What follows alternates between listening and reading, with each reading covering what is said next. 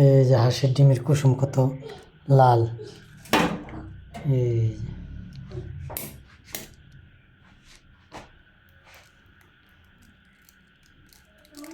এই যে দেশি হাঁসের ডিম।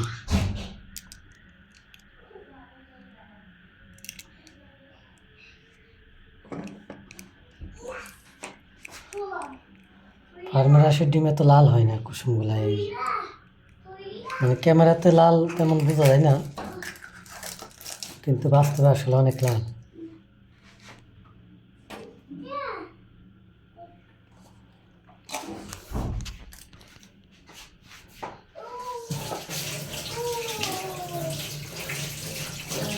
এর আগের যে ডিমগুলা দেখাইছিলাম ওই ডিমগুলা শেষ, এই যে আজকে আবার নিয়ে আসলাম।